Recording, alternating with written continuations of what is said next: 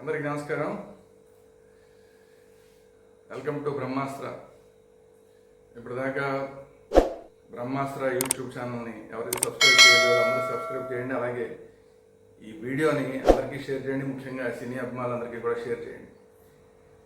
ఎందుకు చెప్తున్నానంటే 2 రోజుల నుంచి కూడా ఈ బెంగళూరు రేవ్ పార్టీ రచ్చ ఏదైతే ఉందో ఇండస్ట్రీని ఊపేస్తుంది. అలాగే సోషల్ మీడియాలో విపరీతంగా చక్కర్లు కొడుతుంది. ఫస్ట్ రోజంతా ఈ రేవ్ పార్టీలో శ్రీకాంత్ ఉన్నాడని, అలాగే హేమ ఉందని, అలాగే ఒక డాన్స్ మాస్టర్ ఉన్నాడని, ఇట్లా రకరకాల వార్తలన్నీ వచ్చినాయి. ఆ తర్వాత ఒక యాంకర్ కూడా ఉందని వార్తలు వచ్చినాయి. సో తర్వాత ఇవన్నీ కూడా పోయి చివరికి హేమ మాత్రం ఖచ్చితంగా ఉంది అని చెప్పి పోలీసులు రూఢీ చేయడం జరిగింది. అయినా ఇప్పటికి కూడా హేమ మాత్రం నేను అసలు అందులో లేను, నేను అక్కడ ఒక వీడియో కూడా రిలీజ్ చేశాను, హైదరాబాద్లో ఉన్న వీడియో రిలీజ్ చేశాను, తర్వాత ఇంకోటి ఏదో వీడియో రిలీజ్ చేశాను, ఏదో బిర్యానీ వీడియో రిలీజ్ చేశాను, ఏదో ఆవకాయ వీడియో రిలీజ్ చేశాను, ఏదేదో చెప్తాను. ఎన్ని చెప్పినా కూడా ఖచ్చితంగా పోలీసులు చెప్పారు హేమ ఆ పార్టీలో ఉందని. ఇది కాకుండా ఫస్ట్ రోజు హేమ రిలీజ్ చేసిన వీడియోలో ఉన్న డ్రెస్, పోలీసు రిలీజ్ చేసిన డ్రెస్ 2 సేమ్ టు సేమ్గా ఉన్నాయి. సో ఆల్మోస్ట్ ఏంటి పోలీసులు నిర్ధారణ చేసిన తర్వాత దాని గురించి సస్పెషన్ అక్కర్లేదు. దాన్ని ఎలా డిఫెండ్ చేసుకుంటుందనేది హేమ తలకాయ నొప్పి తప్ప మన తలకాయ నొప్పి కాదు. సో పోలీసులు చెప్పారు కాబట్టి హేమ ఉన్నట్టే లెక్క. సో అయితే ఇక్కడ ఈ హేమ డ్రగ్స్ తీసుకుందా లేదా ఇది ఇంపార్టెంట్. ఎందుకంటే చాలామంది సెలబ్రిటీలని తీసుకెళ్తుంటారు ఈ రేవ్ పార్టీలు కానీ ఇంకా పెద్ద పెద్ద స్థాయిలో పార్టీలు చేసేటప్పుడు.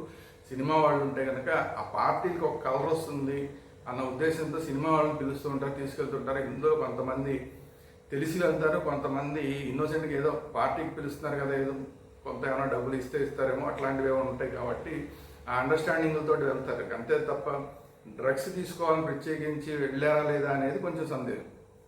అయితే సినిమా ఇండస్ట్రీలో డ్రగ్స్ తీసుకునే వాళ్ళు లేరా అంటే ఖచ్చితంగా ఉన్నారు, కానీ వాళ్ళని పట్టుకోవడంలో గవర్నమెంట్ విఫలమవుతుంది. సరే, ఇప్పుడు ఈ కేసులో కూడా అక్కడ ఈరోజు మనం రేవ్ పార్టీ గురించి మాట్లాడుకోవాలంటే మన సినిమా వాళ్ళ గురించి ఎందుకు మాట్లాడుకుంటున్నాం? అక్కడ ఒక ఎమ్మెల్యేకి సంబంధించిన స్టిక్కర్ వచ్చింది, ఒక కారు పిన్న స్టిక్కరు. ఆ కారు ఎవరిది తెలియట్లేదు, స్టిక్కర్ మాత్రం పలానా వాళ్ళదని తెలిసిపోయింది. కానీ ఆ ఎమ్మెల్యే మాత్రం నేను అసలు అక్కడ లేను, అందులో పార్టిసిపేట్ చేయలేదు, స్టిక్కర్ ఉంటే నేను ఉన్నట్టు అని బుక్కాయిస్తున్నాడు. సరే, స్టిక్కర్ ఎలా వెళ్ళింది, ఎంత నిర్లక్ష్యంగా ఎలా ఉన్నాడు అనేది ఒక క్వశ్చన్. ఇవన్నీ పక్కన పెడితే అసలు ఈ రేవ్ పార్టీలు జరిగినప్పుడల్లా సినిమా ఇండస్ట్రీని మాత్రమే టార్గెట్ చేసి ఎందుకు మాట్లాడుతున్నారు అనేది క్వశ్చన్ మార్క్. ఎందుకంటే వీళ్ళు పోలీసులు చెప్పిన ప్రకారమే ఇద్దరే ఉన్నారు, ఒక హేమాను ఇంకొకళ్ళు ఎవరు ఉన్నారని మాట్లాడుతున్నారు. ఆ ఒకళ్ళు ఎవరనేది పోలీసులు ఇప్పటికీ చెప్పలేకపోతున్నారు. కాబట్టి ఉన్నది పోనీ ఇద్దరు, పోనీ ఒకళ్ళు ఇద్దరు ముగ్గురు ఉన్నారనుకోండి, పోనీ ఒక 4 ఉన్నారు సినిమా ఇండస్ట్రీ. కానీ అక్కడ పట్టుబడిన వాళ్ళు ఎంతమంది? 100 మంది పైన పట్టుబడ్డారు. 100 మంది పైన పట్టుబడితే వాళ్ళందరి గురించి మాట్లాడకుండా మీడియా అంతా ఈ హేమ గురించి మాట్లాడుతుంది, లేదంటే వేరే ఆర్టిస్టుల గురించి మాట్లాడుతుంది ఏంటి? మిగతా వాళ్ళ గురించి ఎందుకు మాట్లాడరు? సినిమా వాళ్ళంటే అంత లోకు అయిపోతున్నారు ప్రతి వాళ్ళకి. అలాంటి పార్టీలు జరగకుండా చూడాల్సిన బాధ్యత ఎవరిది? అక్కడ ఉన్న కర్ణాటక గవర్నమెంట్ అక్కడ బాధ్యత, కర్ణాటక పోలీసులది బాధ్యత.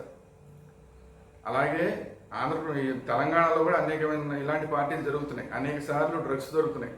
ఈ డ్రగ్స్ దొరకకుండా చూడాల్సిన బాధ్యత ఎవరిది? తెలంగాణ పోలీసులు బాధ్యత, తెలంగాణ గవర్నమెంట్ బాధ్యత. తెలంగాణ గవర్నమెంట్ బాధ్యత రహితంగా వ్యవహరించి, తెలంగాణ పోలీసులు బాధ్యత రహితంగా వ్యవహరించి డ్రగ్స్ పెడ్లర్స్ని పట్టుకోలేరు, డ్రగ్స్ ట్రాఫికింగ్ చేసే వాళ్ళని ఎవరిని పట్టుకోలేరు, కింగ్ పిన్స్ని అయితే అసలే పట్టుకోలేరు. సినిమా ఇండస్ట్రీలో ఉన్న వాళ్ళ మీద ఒకసారి కేసులు పెడతారు, చివరికి అది ఏమీ లేదని చెప్పి మళ్ళీ వీళ్ళే చెప్తారు.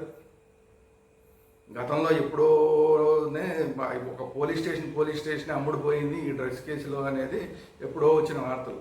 ఇట్లా పోలీసులు అమ్ముడుపోతూ, లేదంటే వేరే వాళ్ళకి ముందే ఇన్ఫర్మేషన్ ఇచ్చేస్తూ, లేదంటే ఈ డ్రగ్స్లో పట్టుబడిన వాళ్ళని వెంటనే వాళ్ళకి బ్లడ్ టెస్టులు చేయకుండా తాత్సారం చేసి తర్వాత వాళ్ళు దొరకకుండా చేస్తూ ఇవన్నీ చేస్తున్న ఫెయిల్యూర్ ఎవరిది? గవర్నమెంట్ ఫెయిల్యూరు, పోలీసులు ఫెయిల్యూరు. మీడియా అసలు అంతా దాని మీద దృష్టి పెట్టకుండా అంతసేపు ఆ సినిమా వాళ్ళు ఏదో ఒకళ్ళు ఇద్దరు దొరికితే వాళ్ళ మీద పడి ఏడవడమే తప్ప ఈ మీడియాకి వేరే పని లేదు ఏంటి? అసలు మీడియాకి చిల్లర మీడియా లాగా తయారైపోయింది. ఏదో యూట్యూబ్ ఛానల్లో 4 లైకుల కోసం 4 వ్యూస్ కోసము వాళ్ళ మీద బురద వీళ్ళ మీద బురద వెళ్ళటం కాదు.